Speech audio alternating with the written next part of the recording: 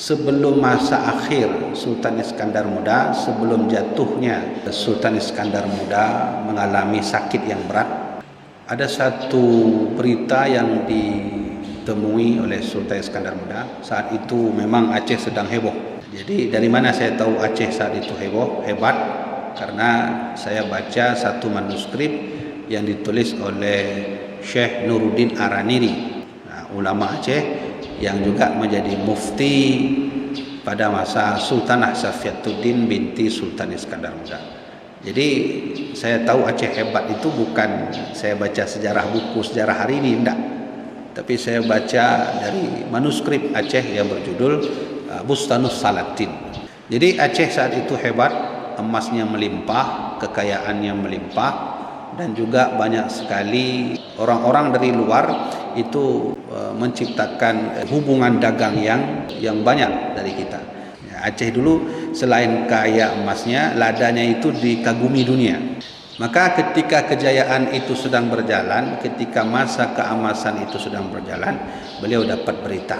Sultan Iskandar Muda dapat berita dari salah seorang menterinya bahwa anak anda ataupun anak kandung beliau, Mirah Pupuk, melakukan perzinahan dengan salah seorang istri menteri. Walaupun berita ini nanti itu fitnah. Dan kenapa berita ini, cerita ini muncul? Banyak sekali distorsi sejarah Aceh itu dibuat oleh Belanda. Maka karena dapat berita itulah Sultan Iskandar Muda marah. Kenapa marah? Yang pertama, tercoreng namanya.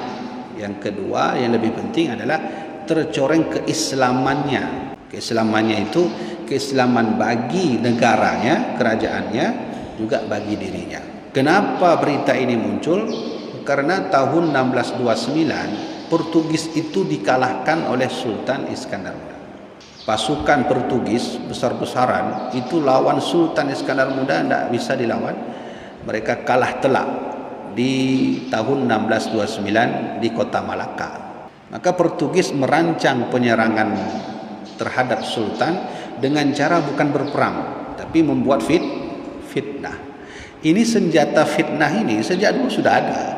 Jangankan masa Sultan Iskandar Muda, sejak masa Rasulullah sendiri terjadi kontroversi yang berat antara suku Aus dan Khazraj yang ada di Madinah. Nabi dulu sudah menyatukan dua suku ini. Sebelum Nabi lahir, ini dua suku ini nenek moyangnya berperang.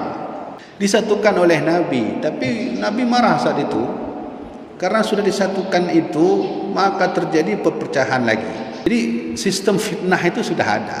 Maka sekarang kalau ingin menghancurkan Islam, caranya buat fitnah sebesar-besarnya. Saat itulah Sultan Iskandar Muda melihat kejadian itu, beliau panggil anaknya, Mirah Pupuk. Marah beliau, sudah marah Sultan Iskandar Muda, maka beliau panggil anaknya, beliau pancung anaknya dengan tangannya sendiri. Bayangkan itu. Anaknya sendiri yang dia sejak dulu mendidiknya, mengayominya, menyayanginya, mencintainya, dengan penuh harapan esok kelak beliau tak ada lagi anaknya mengganti, dapat berita seperti itu, beliau tetap memilih Islam daripada memilih anaknya sendiri. Islam harga mati. Syariat Rasulullah harga mati. Itu bedanya orang dulu dengan kita.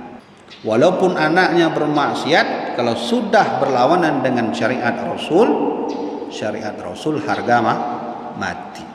Apa yang terjadi? Maka dikumpulkanlah seluruh menteri, seluruh rakyat untuk melihat langsung bagaimana Sultan langsung memancung anaknya. Beliau ambil pedang. Sultan ambil pedang. Para menteri semuanya panik meminta kepada Sultan untuk memaafkan anaknya. Semua datang, biarkan anaknya hidup, biarkan anaknya menggantikan Sultan. Tapi apalah arti beliau sangat mencintai syariat Islam. Beliau tak mau negara kerajaan Aceh rusak dengan perbuatan anaknya. Beliau ambil pedang. Saat itulah beliau mengeluarkan kata-kata yang terkenal, yang hingga hari ini kita menghafalnya. Apa kata Sultan Iskandar Muda? Mati ane mupat jirat, mati adat Padamita. Itu kata beliau betul. Hebat beliau itu. Mati anak mu pak jiran. Kalaulah anak mati, kita tahu di mana kuburnya. Tapi kalau adat istiadat mati, kemana kita mencarinya? Sekarang Aceh sudah hilang harga diri, hilang identitasnya. Kenapa? Tak tahu lagi mau cari di mana. Singkat cerita, saat pancungan itu sudah terjadi, maka Merah Pupuk yang diharapkan menjadi sultan pengganti alhasil gagal, tak jadi. Maka dikuburkanlah kubur beliau di luar daripada istana Darud Dunia.